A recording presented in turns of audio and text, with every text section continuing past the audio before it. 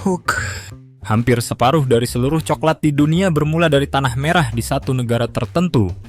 Namun sebagian besar petani yang menanamnya justru belum pernah mencicipi sebatang coklat utuh. Gereja terbesar di bumi berdiri tegak di ibu kota resmi negara ini.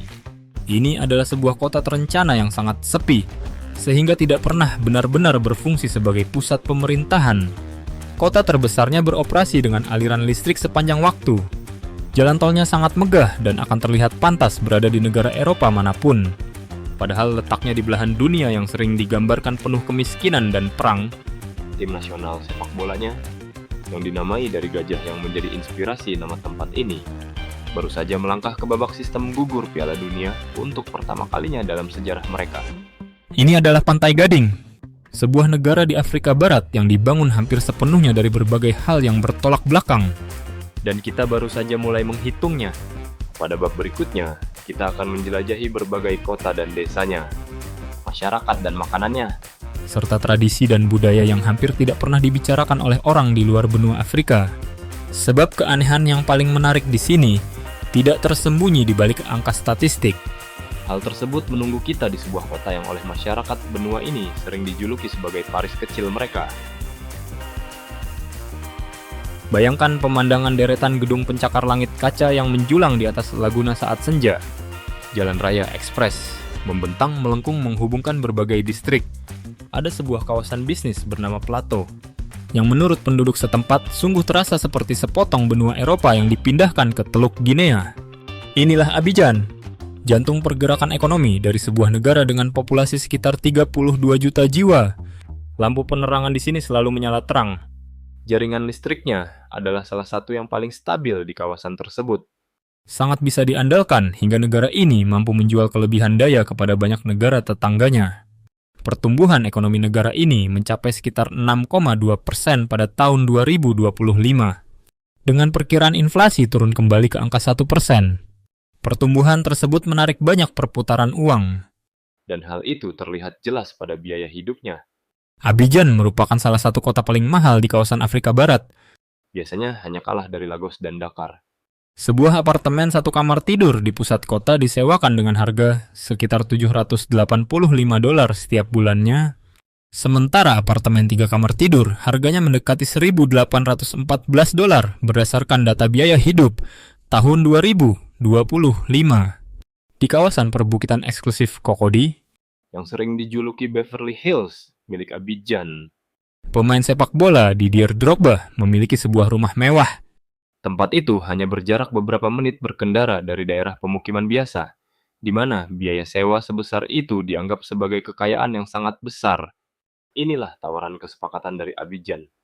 Kenyamanan ala Eropa dengan harga yang hampir menyamai standar Eropa. Berada di dalam sebuah negara di mana mayoritas penduduknya hanya berpenghasilan sebagian kecil dari upah pekerja Eropa. Sebuah pintu depan yang berkilau. Pertanyaan yang kemudian muncul adalah apa yang dibayar untuk kilauan tersebut? Dan siapa yang menyerahkan uangnya? Jawaban atas pertanyaan tadi bermula dari sebuah biji yang mayoritas orang makan tanpa pernah melihat bentuk aslinya. Pantai Gading adalah penghasil kakao terbesar di planet ini. Menanam sekitar 45% dari total kebutuhan kakao dunia pada tahun 2024. Secara sederhana, Sepertiga hingga separuh dari setiap batang coklat yang dijual dimanapun berawal dari lahan pertanian di sini. Sekarang mari kita bandingkan hal itu dengan kehidupan para petani yang menanamnya. Petani yang merawat tanaman ini hanya berpenghasilan beberapa dolar setiap harinya, dan seringkali tidak mampu membeli sebatang coklat. Jadi yang terbuat dari biji hasil keringat mereka sendiri.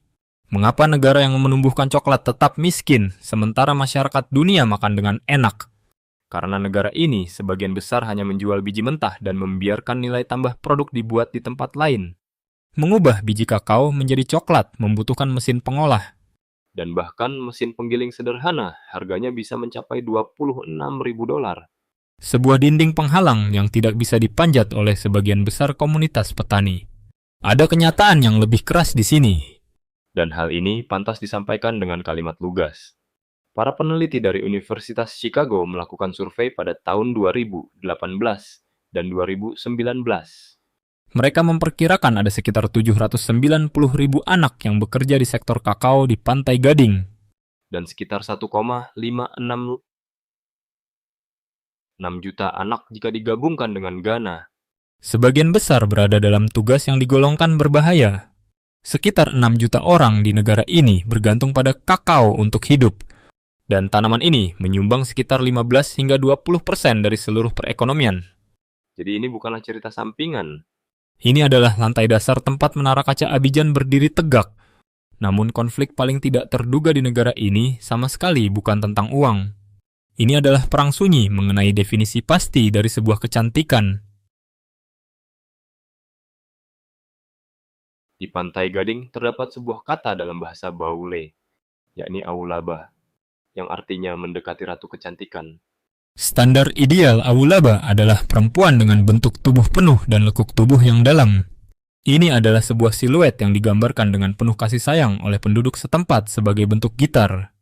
Pada awal dekade 1980 di Abidjan, standar ideal tersebut diberikan panggungnya sendiri. Kontes kecantikan Miss Aulaba diciptakan sebagai sebuah jawaban yang disengaja. Di seberang kota, kontes Miss Pantai Gading memahkotai perempuan yang lebih mendekati standar kecantikan asing yang langsing. Sebuah penampilan yang dijuluki tail fine atau pinggang ramping. Miss Aulaba berdiri untuk hal sebaliknya. Mereka merayakan figur Afrika yang berlekuk sebagai ratu sesungguhnya. Dan persaingan ini menjadi sesuatu yang oleh media massa disebut sebagai perang kecantikan. Lekuk tubuh melawan tubuh ramping. Kecantikan di sini bukan hanya tentang tubuh semata. Hal tersebut ditenun ke dalam kain itu sendiri. Perempuan Pantai Gading menggunakan pakna, Kain lilin berwarna cerah. hampir seperti sebuah bahasa sandi. Desain tertentu membawa nama khusus.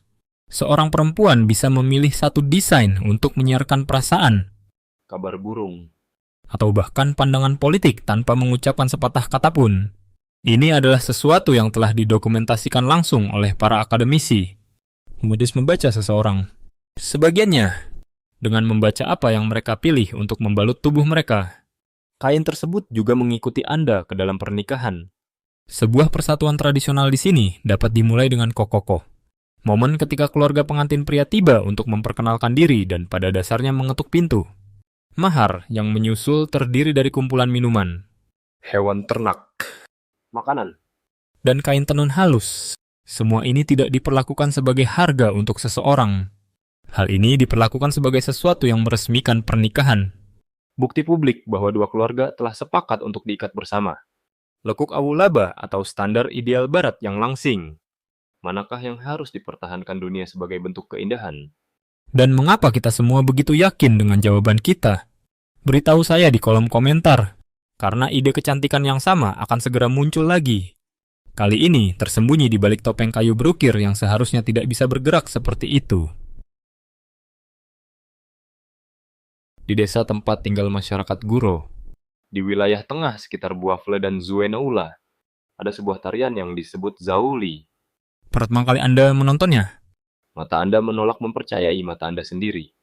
Menurut cerita, topeng itu diukir pada dekade 1950 untuk menghormati kecantikan seorang wanita muda bernama Zauli. Hal ini mengikat bab ini langsung kembali ke bab sebelumnya. Nama lengkapnya dalam tradisi adalah Jela Lu Zauli, yang berarti Zauli Putri Jela. Ada 7 jenis topeng. Masing-masing membawa legendanya sendiri. Jadi sebelum satu drum pun dipukul. Tarian ini sudah menjadi penghormatan bagi kecantikan wanita. Benang yang sama yang telah kita ikuti. Kini diangkat menjadi kayu dan ritual. Kemudian drum dimulai. Dan bagian yang mustahil pun terjadi. Dari pinggang ke atas. Penari itu hampir diam sempurna. Wajah berukir itu tenang di atasnya. Dari pinggang ke bawah, kakinya bergerak lebih cepat dari yang bisa diikuti oleh pikiran. Memukul ritme dalam bentuk bayangan buram, sementara tubuh bagian atasnya melayang seolah milik orang lain. Perhatikan kakinya. Lalu perhatikan wajahnya. Keduanya tampak berasal dari dua orang yang berbeda. Ketenangan yang duduk di atas kecepatan itulah yang menjadi inti seluruh seni ini. Dan itu adalah alasan mengapa ini menjadi momen yang sering diputar ulang oleh banyak orang. Dan ini bukan hanya untuk festival. Tarian ini juga dibawakan pada pemakaman. yang mengatakan sesuatu yang tenang tentang bagaimana budaya ini menyikapi kematian. Saat satu tradisi berkumpul hanya untuk meratapi akhir kehidupan, komunitas di sini juga dapat berkumpul untuk menarikan kehidupan yang telah dijalani. UNESCO sangat menghargainya hingga mereka memasukkan Zauli ke dalam warisan budaya tak benda kemanusiaan pada tahun 2017.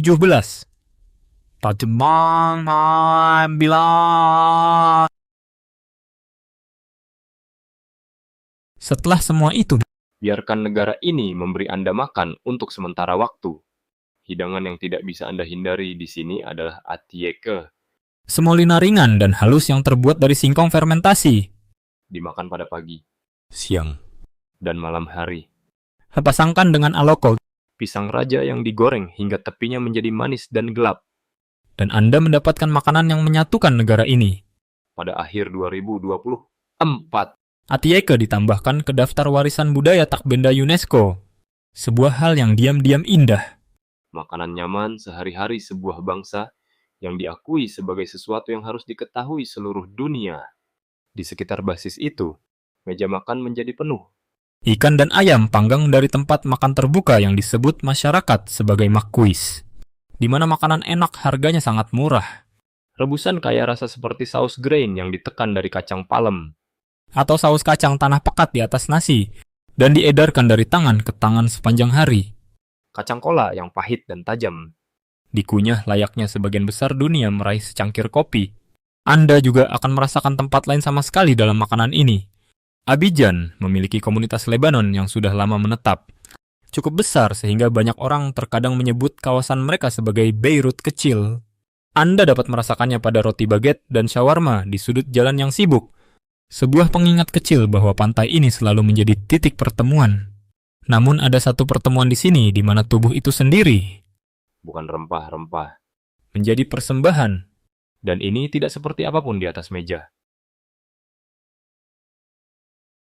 Di antara masyarakat Abidji, di kota Gomon dan desa-desa sekitarnya di selatan, Ada pertemuan tahunan yang disebut Dipri. terkadang dikenal sebagai Kapon. Acara ini mengingat sebuah hutang lama. Tradisi menyatakan bahwa dahulu kala nenek moyang menyelamatkan komunitas dari kelaparan.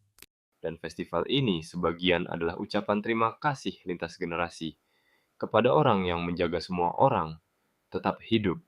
Apa yang terjadi selama acara itu sulit untuk dimasukkan ke dalam kata biasa.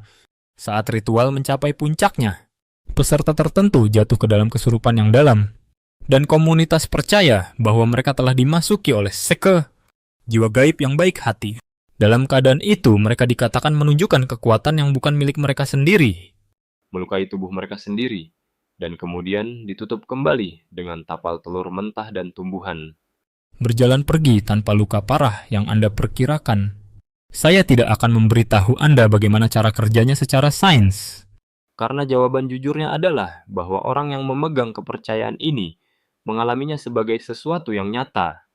Itulah bagian yang layak ditanggapi dengan serius, daripada berusaha diabaikan. Pertanyaan yang penting adalah pertanyaan yang selalu diajukan penyelidik. Mengapa ada orang yang melakukan ini? Jawabannya bukan untuk tontonan, Dipri dipahami sebagai pembersihan. cara untuk mengusir apa yang berbahaya, Untuk menyelesaikan pertengkaran yang menumpuk di komunitas selama setahun, dan untuk memperbarui dunia. hampir sama seperti budaya lain merayakan tahun baru. Acara ini diadakan setiap bulan April, pada akhir musim kemarau, dengan ritual terkait disikensi terdekat pada bulan Mei. Acara ini masih sangat hidup dan ditandai lagi dalam beberapa tahun terakhir. Dan ini bahkan bukan tempat di mana energi gaib negara ini paling dihormati. Untuk itu kita pergi ke utara. Masyarakat Senoufo di wilayah utara menjaga keyakinan yang lebih tua dari gereja atau masjid, manapun di pantai ini, dan mereka menyimpannya sebagian besar di pepohonan. Di seluruh wilayah mereka, Anda akan menemukan apa yang disebut hutan suci, kebun yang tidak boleh dimasuki orang luar. Di sanalah anak-anak memulai inisiasi panjang. Beberapa memulai sekolah mereka di dunia spiritual dari sekitar usia 7 tahun. Pengetahuan di sini tidak dibagikan secara bebas Hal ini diperoleh secara perlahan di dalam hutan. dan diperlakukan sebagai sesuatu yang suci justru, karena ia dijaga kerahasiaannya. Dari dunia itulah muncul Boloye, tarian macan kumbang, yang hanya dipertunjukkan oleh mereka yang telah diinisiasi, yang sendirian boleh menari dan memainkan musiknya. Masyarakat Senovo juga mengukir topeng, sering dimahkotai dengan burung enggang besar, yang mereka ikatkan pada leluhur dan kesuburan, dan peramal mereka membaca kekuatan yang tidak bisa kita lihat.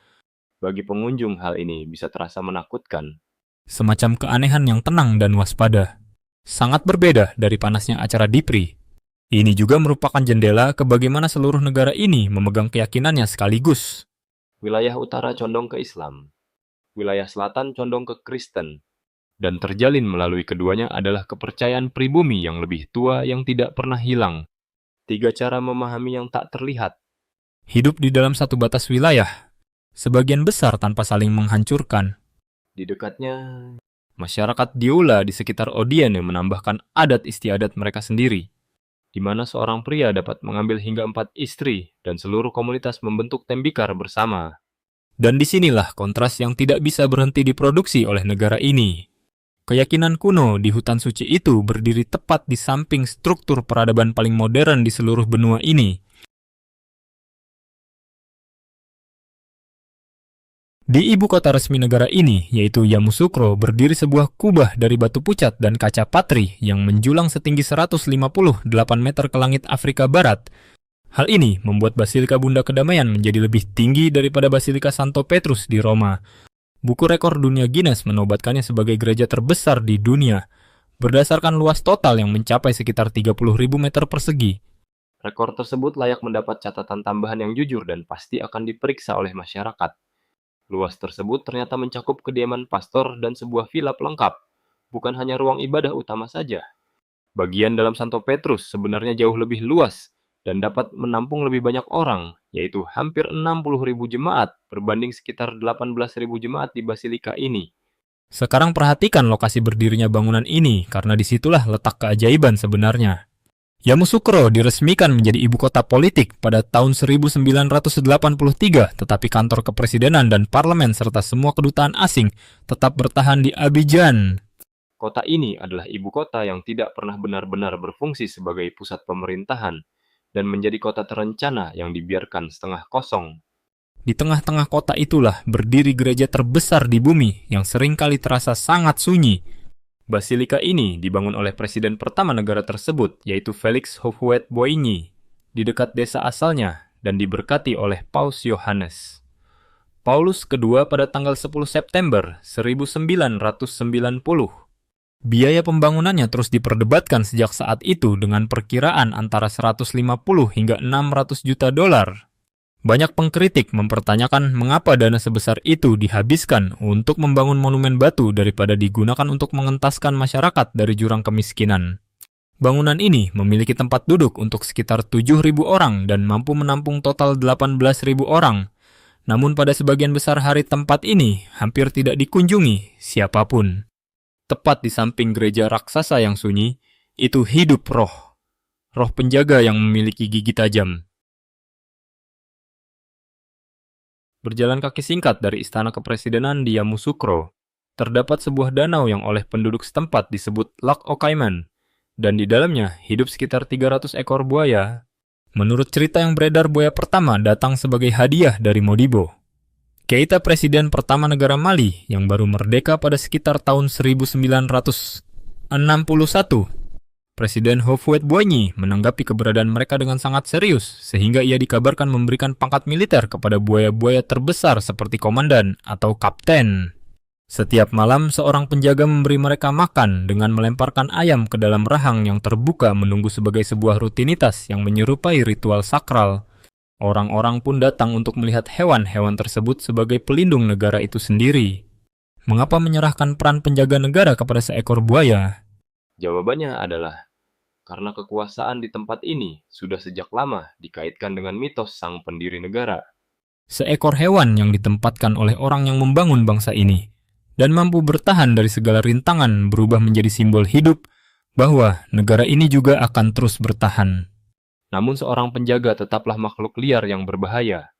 Pria yang merawat buaya-buaya ini selama sekitar 36 tahun, yaitu Diko Toke, tewas dibunuh oleh mereka pada tahun 2012 saat usianya sekitar 70 tahun.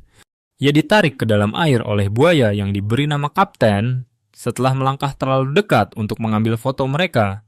Ada juga desas-desus lama yang mengatakan bahwa danau itu pernah menelan lebih dari sekadar daging ayam.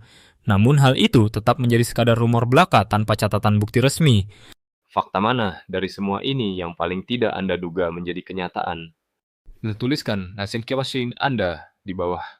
Karena untuk memahami bagaimana satu negara bisa menjadi seunik ini, kita harus kembali melihat ke tempat semuanya bermula. Di wilayah pesisir sebelah timur Abidjan, terletak sebuah kota tua yang indah bernama Grand Bassam, yang selama beberapa tahun singkat pernah menjadi pusat dari segalanya. Kota ini dulunya merupakan ibu kota kolonial Prancis dari tahun 1893 hingga 1896 sebelum akhirnya pihak administrasi melarikan diri ke pedalaman menuju Bingerville setelah wabah demam kuning melanda parah. Pada tahun 2012 UNESCO menetapkan kota bersejarah ini ke dalam daftar warisan dunia. Rumah-rumah besar bergaya kolonial kuno yang telah lapuk oleh udara garam dan waktu kini telah dipugar rapi menjadi beberapa museum. Hari ini, kota tersebut bernapas dengan ritme yang lambat dan tenang. Di sepanjang jalannya terdapat salah satu pasar seni paling besar di kawasan Afrika Barat. Pada akhir pekan, banyak orang berdatangan dari ibu kota untuk berjalan-jalan di tempat kisah modern negara ini pertama kali terbentuk. Anda terkadang akan mendengar tempat ini dijuluki sebagai Venesia dari Afrika, meskipun julukan itu lebih merupakan bentuk kasih sayang daripada kenyataan geografis yang sebenarnya. Jadi jangan terlalu dianggap serius. Grand Bassam juga menjadi tuan rumah bagi sesuatu yang mungkin akan mengejutkan telinga orang barat. Masyarakat Enzima mengadakan sebuah festival di sini, yang disebut Abissa, yang merupakan sebuah tindakan besar pengampunan publik. Dalam festival tersebut, sang raja berparade, dan rakyat biasa untuk sekali ini diizinkan secara terbuka mengkritik siapapun, termasuk raja itu sendiri yang harus berdiri dan mendengarkan. Bayangkan seluruh warga kota diberikan izin resmi pada jadwal kalender tahunan untuk memberitahu pria paling berkuasa di tempat itu mengenai semua kegagalannya. Tradisi ini berfungsi sebagai katup pelepas ketegangan sekaligus semacam demokrasi tradisional, di mana akuntabilitas dibangun ke dalam budaya jauh sebelum kotak suara pemilihan umum tiba. Namun lapisan cat yang tenang ini sebenarnya menutupi sebuah luka yang masih sangat baru. Di balik semua derek pembangunan di atas Abidjan dan pemecahan rekor di Yamoussoukro, stabilitas negara yang selama ini Anda kagumi, ternyata usianya lebih muda daripada sebagian besar orang yang menikmatinya. Negara ini pernah melewati konflik sipil berdarah yang mencapai puncaknya pada sekitar tahun 2011 dan memaksa lebih dari 1 juta orang melarikan diri dari rumah mereka. Ketenangan yang terjadi setelahnya berhasil membawa kembali aliran investasi perusahaan besar dan berbagai kantor pusat yang kembali beroperasi. Akan tetapi stabilitas itu berpijak pada sebuah ingatan pahit yang belum sepenuhnya memudar. Kondisi politiknya membawa bayang-bayang gelapnya sendiri. Pada bulan Oktober 2025, Presiden Alassane Ouattara yang saat itu berusia 83 tahun berhasil memenangkan masa jabatan keempat kalinya. Beliau dilaporkan meraih 89,77% suara dengan tingkat partisipasi pemilih sekitar 50%. Kemenangan ini diraih setelah 2 saingan, utamanya dicegah ikut serta dalam pemilihan, yaitu Laurent Gbagbo karena hukuman pidana dan Tidjane Thiam karena masalah kewarganegaraan Prancis. Semuanya dibayangi oleh perdebatan panjang mengenai apakah seorang presiden boleh menjabat lebih dari 2 periode. Terdapat juga tekanan berat dari luar perbatasannya. Masalah kekacauan yang telah menguasai wilayah Sahel kini mulai mencapai bagian utara negara ini. Pada bulan Agustus 2025, sebuah serangan di Divita di kawasan Tehini menewaskan 4 warga sipil. Ini adalah tanda kelompok bersenjata yang terkait dengan pemberontakan luas telah merangsek turun dari Burkina Faso. Sejak akhir 2024, lebih dari 110.000 orang telah melarikan diri melintasi wilayah tersebut menuju negara-negara pesisir. Sebuah negara yang dari pemandangan gedung pencakar langitnya terlihat sepenuhnya tenang pada kenyataannya, sedang menjaga keseimbangan yang sangat hati-hati. Meski demikian, ini bukanlah akhir dari ceritanya karena hal itu tidak akan adil bagi tempat ini. Ini adalah sebuah negara yang telah berhasil membangun kembali dirinya sendiri satu kali, dan mereka tahu bagaimana cara melakukannya lagi.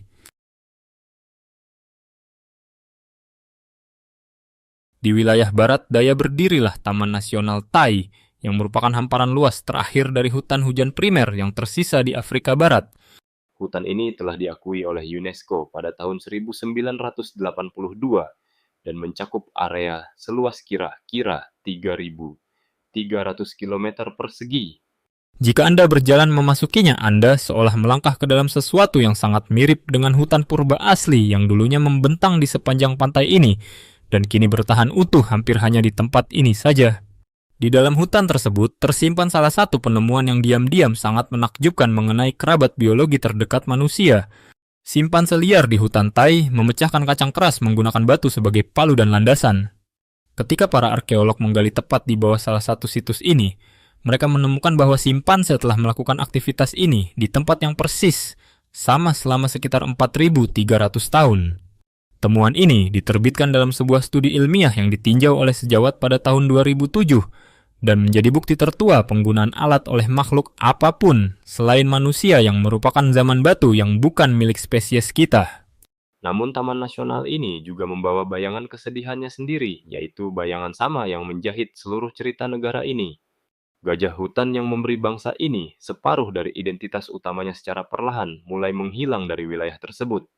Jumlah mereka di sini anjlok dari sekitar 1.800 ekor pada tahun 1979 menjadi mungkin hanya tersisa 100 ekor pada tahun 2001.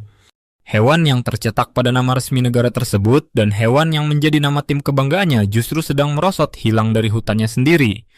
Namun nama yang sama yaitu gajah jugalah yang membuat seluruh penduduk negara ini menahan napas ketegangan saat ini karena alasan yang sama sekali berbeda.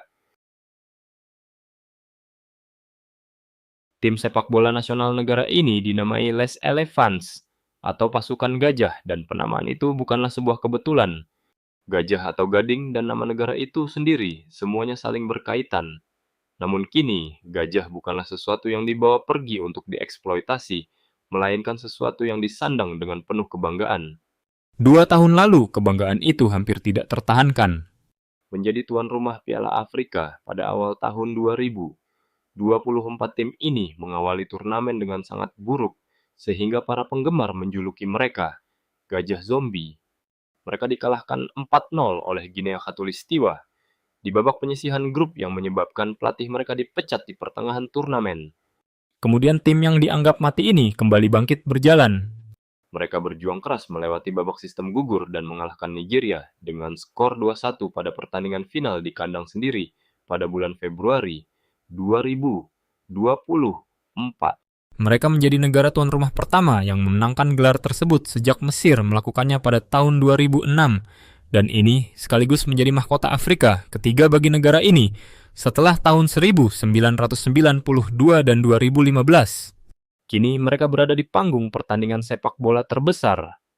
Pantai saya apa tim lolos ke putaran final Piala Dunia 2026 pada tanggal 14 Oktober 2020.